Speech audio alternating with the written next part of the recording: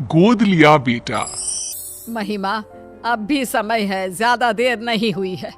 वंश को चलाने के लिए लड़का ही जरूरी होता है। लड़कियों का क्या है, वो तो पराया धन होती है। एक ना एक दिन तेरी बेटी दृष्टि भी अपने ससुराल चली जाएगी। फिर बुढ़ापे में कौन तुम्हारा सहारा बनेगा, कभी सोचा है तुमने? मम्मी जी, मैं आपकी बात समझ रही हूँ, लेकिन किसी दूसरे के बेटे को हम कैसे अपना लें भला? जिस किसी भी बच्चे को हम गोद लेंगे उसकी रगों में तो किसी दूसरे का ही खून होगा ना, और मैं दूसरे के बच्चे को पाल नहीं सकती। हाँ माँ, महिमा ठीक कह रही है। वैसे भी दृष्टि अब 8 साल की हो चुकी है, सब समझने लगी है वो भी। अगर हम बच्चा गोद ले भी लेते हैं तो हो सकता है कि कल को वो भी उस बच्चे को एक्सेप्ट ना कर पाए। अरे वो सब तुम समय पर छोड़ दो, समय के साथ साथ उसे भी सब समझ में आ जाएगा। वसुंधरा अपनी बेटी बहू को रोजाना यही बात बोलती, जिसे गिरीश और महिमा नजरअंदाज करते रहते। फिर एक दिन, तुम लोगों को पता है वो जो हमारे पड़ोस में विमला रहती थी ना, जिसकी सिर्फ 2 बेटियां थी, आज उसकी बंद कमरे में लाश मिली है। जानती हो, उसकी सास ने भी उसे समझाने की बहुत कोशिश की थी कि किसी लड़के को गोद ले आए, लेकिन उसने अपनी सास की एक ना सुनी। और देखो, आज कंधा देने वाला भी कोई नहीं। वसुंधरा की इन बातों का गिरीश और महिमा पर इतना ज्यादा असर पड़ता है कि वो तुरंत ही बच्चे को गोद लेने का फैसला कर लेते हैं।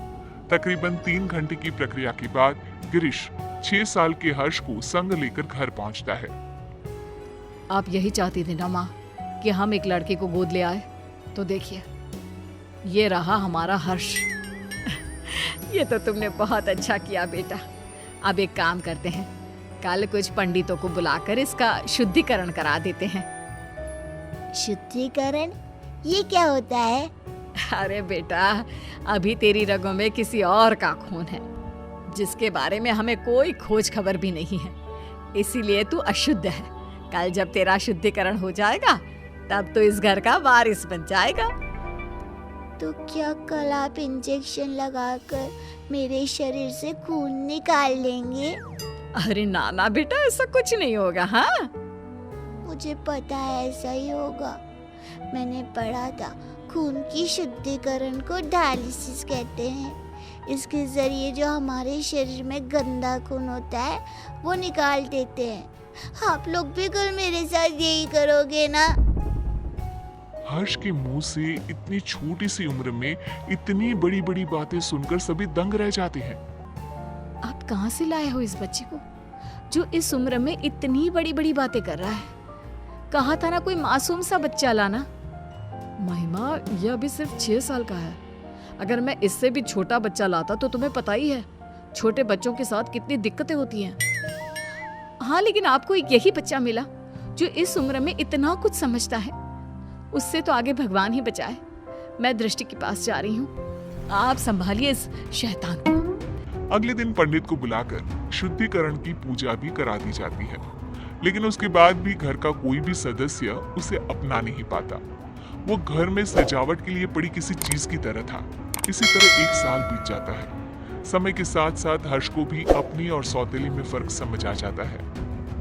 अब दृष्टि 9 की और हर्ष 7 साल का हो चुका होता है। दृष्टि बेटा, मैंने तुम्हारे लिए एक साइकिल खरीदी है। अब तुम्हें स्कूल बस से जाने की कोई जरूरत नहीं है। थैंक यू पापा। पापा, मेरे लिए भी आप एक साइकिल खरीद लीजिए। स्कूल बहुत दूर है, मैं आने जाने में थक जाता हूँ। अगर स्कूल इतना ही दूर है तो कल से जाने की कोई जरूरत नहीं है, घर पर बैठ जा। मेरे पास इतने पैसे नहीं कि अब तुझे भी साइकिल खरीद कर दे सकूं। हर्ष मुंह लटकाकर वहां से चला जाता है। तुम लोग क्यों उसे अपना नहीं पा रहे हो? आखिर कब तक ऐसे ही उसके साथ सौतेलापन का व्यवहार करते रहोगे? दृष्टि की तरह अब वो भी तुम लोगों का बेटा है।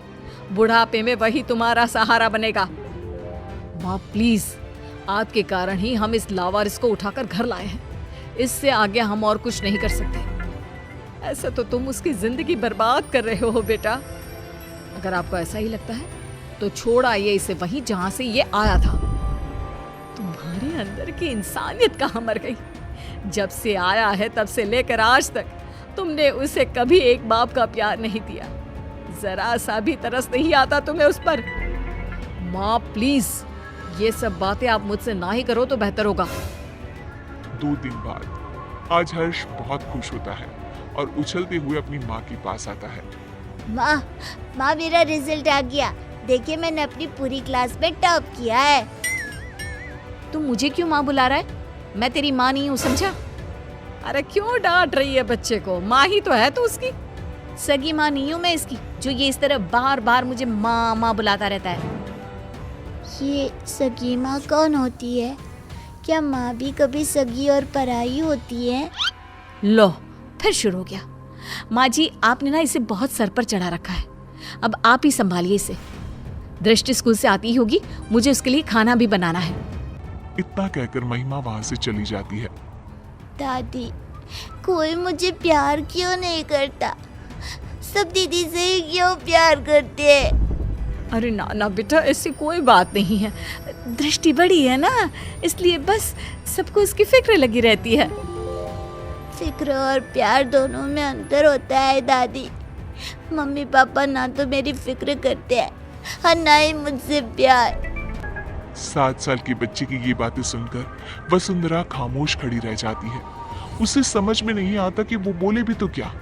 इतने में ही वहां दृष्टि भी आ जाती है। मम्मी पापा मुझसे प्यार इसलिए करते हैं क्योंकि मैं उनकी सगी बेटी हूँ, और तुम्हें तो वो अनाथालय से उठाकर लाए हैं। दृष्टि, कितनी बार समझाया है, इस तरह बात नहीं करते। छोटा भाई है वो तुम्हारा। ये मेरा कोई भाई भाई नहीं है। दीदी, मैं आपका सगा भाई नहीं हूँ, तो मेरा भी तो आप लोगों से कोई खून का रिश्ता नहीं है। उसके बाद भी जब मैं आप लोगों का स्वीकार कर सकता हूँ, तो आप लोग क्यों नहीं अपना रहे मुझे? शोर सुनकर गिरीश और महिमा भी बाहर आते हैं। इतना शोर क्यों हो रहा है यहाँ? क्या चल रहा है ये सब? देखिए ना पापा इस लड़की को। क्यों रे हर्ष, आप कौन सा ज्ञान झाड़ रहा है तू? मैंने तो बस छोटा सा सवाल ही पूछा था दीदी से। अगर उनके लिए मैं कोई गैर हूँ, तो आप कौन से मेरे सगे हैं? उसके बाद भी जब मैं आपको अपने जन्मदाता की जगह दे सकता हूँ, तो आप लोग ऐसा क्यों नहीं कर सकते? हर्ष के इन सवालों से पूरे घर में सन्नाटा छा जाता है। वसुंधरा अपने आंसू पोंछते हुए गिरीश और महिमा से सवाल करती है। अब क्यों चुप हो तुम लोग? जवाब दो ना इस बच्चे के सवाल का। हर्ष के सवालों का किसी के पास कोई जवाब नहीं होता। गिरीश और महिमा बिना कुछ बोले अपने रूम की तरफ चले जाते हैं। ये लड़का तो जरूरत से ज्यादा ही तेज है। कहीं हमने इसे गोद लेकर कोई गलती तो नहीं कर दी? अगर ऐसा ही रहा तब तो ये हमारी बेटी का हक छीन लेगा और पूरी प्रॉपर्टी हड़प लेगा। तुम सही बोल रही हो महिमा। हमें जल्दी से इस लड़के का कुछ करना होगा। ये हमारी बेटी के लिए खतरा हो सकता है। अगले दिन हर्ष बेटा, कहाँ हो? चलो आज हम तुम्हें कहीं बाहर घुमाने ले चलते हैं। सच में माँ, हम घूमने जा रहे हैं? हाँ बेटा, अब जल्दी से तैयार होकर आ जाओ। हर्ष भागते हुए अपने रूम में तैयार होने जाता है। थोड़ी देर बाद वो तैयार होकर बाहर आता है, जहाँ गिरीश और महिमा उसका इंतजार कर रहे होते हैं। मम्मी पापा, हम कहाँ जा रहे हैं? आज हम तुम्हें मेला दिखाने के लिए लेकर जा रहे हैं। कल तुम्हारे सवालों ने हमारी आंखें खोल दी, इसलिए अब हम तुम्हें अपने सगे बेटे जितना ही प्यार देंगे। हर्ष ये सब सुनकर बेहद खुश हो जाता है। उसे लगने लगता है कि अब उसके बुरे दिन जा चुके हैं, लेकिन उसे कहाँ पता था कि उसकी किस्मत में आखिर आगे क्या लिखा है। वे सब मेले में पहुंच जाते हैं। हर्ष बेटा, झूला झूलोगे? हाँ मम्मा, मुझे झूला झूलना बहुत पसंद है। ठीक है, तुम जाकर झूला झूल लो, हम लोग तुम्हारा यही इंतजार करते हैं। हर्ष चला जाता है। यही अच्छा समय है, अब हम घर चलते हैं। इसका काम तो हो गया। सही कहा तुमने, मेला घर से इतना दूर है कि ये वापस लौटकर कभी नहीं आ पाएगा। गिरीश और महिमा वहां से चले जाते हैं। हर्ष जब वापस लौटता है तो उसे वहां कोई नजर नहीं आता। वो पागलों की तरह अपने परिवार वालों को ढूंढता है। कुछ घंटे ढूंढने के बाद जब उसे कोई नहीं मिलता तो उसे सब समझ आ जाता है। अब वो करता भी तो क्या? न घर का पता मालूम था, ना ही कोई फोन नंबर। थक हार कर वो वहीं बैठ जाता है। तुम दोनों तो हर्ष को मेले पर लेकर गए थे ना, इतनी जल्दी वापस आ गए? और हर्ष कहाँ है? कहीं नजर नहीं आ रहा। माँ, वो अपने पुराने दोस्तों से मिलने की बहुत जिद कर रहा था, तो हम उसे अनाथ आश्रम छोड़कर आ गए हैं। कुछ दिन के बाद आ जाएगा, आप परेशान ना हो। वसुंधरा को दाल में कुछ गड़बड़ लगती है, लेकिन वो कुछ नहीं कहती और सीधे अपने रूम में चली जाती है। महिमा, माँ को इसके बारे में कुछ पता नहीं चलना चाहिए। महिमा सिर हिलाकर हाँ कहती है। एक हफ्ता बीत जाने के बाद भी जब हर्ष वापस नहीं आता, तब वसुंधरा अपना फोन उठाकर हर्ष के दोस्तों को फोन करती है, जिससे उसे पता चलता है कि हर्ष तो कभी अनाथ आश्रम गया ही नहीं था।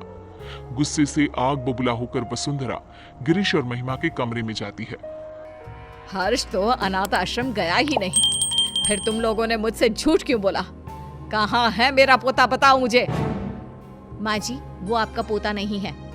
मुझे सिखाने की जरूरत नहीं है, जितना पूछा है सिर्फ उतना ही जवाब दो। माँ, वो हम लोग हर्ष को उस दिन मेले में ही छोड़कर आ गए थे, हमें नहीं पता कि अभी वो कहाँ है। क्या? उस छोटे से बच्चे को तुम मेले में ही छोड़कर आ गए, ये जानते हुए भी कि वो अभी सिर्फ 7 साल का है।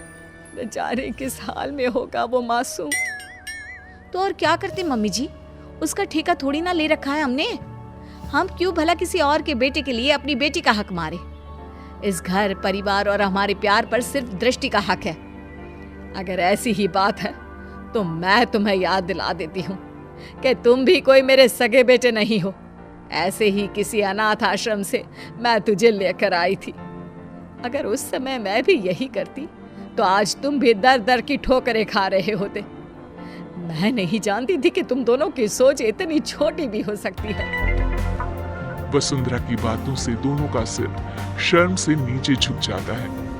उन्हें अपनी गलती का एहसास तो हो चुका होता है, लेकिन अब शायद बहुत देर हो चुकी होती है। दोनों हर्ष को ढूंढते हुए उसी मेले की तरफ पहुंच जाते हैं, लेकिन वहां उन्हें सिवाय सन्नाटे के कुछ नजर नहीं आता। अगले दिन गिरीश और महिमा फिर से उसी मेले में हर्ष को ढूंढने जाते हैं। क्या हुआ साहब, किसी को ढूंढ रहे हो क्या?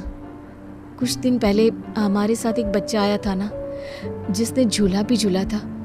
आपने उसके बाद से कहीं देखा उसे? नहीं, उसके बाद मैंने उसे देखा तो नहीं, लेकिन उस दिन बहुत रो रहा था बेचारा। रात तक यहीं बैठकर रोता रहा, फिर अचानक न जाने कहाँ गायब हो गया। गिरीश और महिमा आगे बढ़ते हुए फिर किसी से पूछते हैं। आप जिस बच्चे को ढूंढ रहे हो ना, वो तो 2 दिन पहले ही मर चुका है। बेचारा पिछले कई दिनों से यहाँ रोज आकर अपने मम्मी पापा को ढूंढता था। कई दिनों से कुछ खाया भी नहीं था उस दिन। फिर एक दिन एक्सीडेंट में उसकी मौत हो गई। 7 साल की मासूम की मौत के बारे में सुनकर गिरीश और महिमा के पैरों तले जमीन खिसक जाती है। उनकी घटिया सोच आज एक मासूम की मौत की वजह बन चुकी थी। क्या गिरीश और महिमा का एक 7 साल के बच्चे को लेकर ऐसा बर्ताव उचित था? गोद लिए हुए बच्चे को अपनाने के बाद भी आखिर क्यों उन पर सौतेले और अनाथ होने का टैग लगा दिया जाता है? क्या सिर्फ खून के रिश्ते ही रिश्ते होते हैं? दिलों के रिश्तों का कोई वजूद नहीं होता?